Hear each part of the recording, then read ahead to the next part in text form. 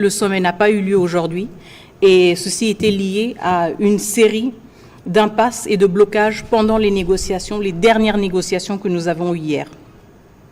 En effet, pendant ces négociations, le Rwanda a brandi à nouveau le prétexte de l'importance d'une solution négociée et d'un dialogue direct entre le gouvernement de la République démocratique du Congo et le groupe terroriste du M23.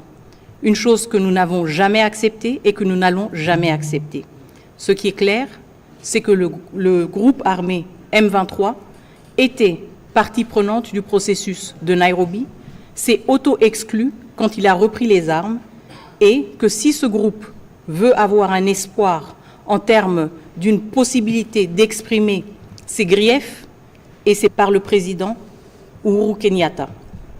Et donc, la question du M23 a ressurgi, mais cette fois-ci sous une autre forme, parce que le Rwanda a insisté sur le fait qu'il y ait d'abord un dialogue direct entre la RDC et le M23, avant même qu'un accord puisse être signé. Et donc, on voit que c'est une approche différente. Quand on parle du CONOPS, quand on parle de l'engagement pris par les deux parties, soit de retirer les troupes rwandaises de la RDC ou de neutraliser les FDLR, ce sont des engagements qui sont pris dans le cadre d'un accord qui va être signé. Par rapport à la question du M23, le Rwanda a mis comme condition préalable à toute signature et à tout sommet qu'il y ait d'abord un échange direct et un dialogue direct entre la RDC et le M23. La République démocratique du Congo a rejeté cela, tout d'abord parce que c'était une tactique qui a été sortie en dernière minute et nous l'avons vu pour ce qu'elle était, une tactique pour bloquer le processus, et aussi parce que nous avons toujours défendu notre position.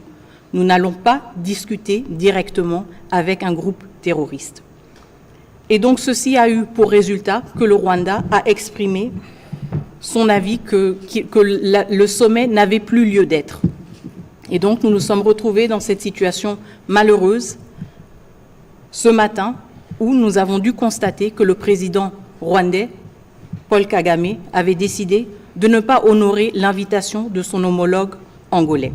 Le président de la République démocratique du Congo, son Excellence M. Félix-Antoine Tshisekedi Tshilombo, lui, a honoré sa parole et il a honoré aussi les efforts inlassables du facilitateur et s'est rendu ce matin à Luanda.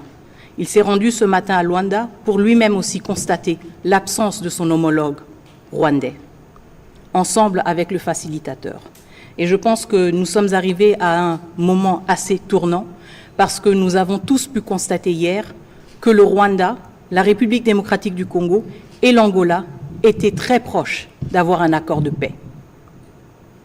Mais que le Rwanda a fait le choix de supporter et de continuer son appui envers le M23 aux dépens d'une perspective d'une paix et d'un accord de paix. Entre la paix et le M23, le Rwanda a choisi le M23.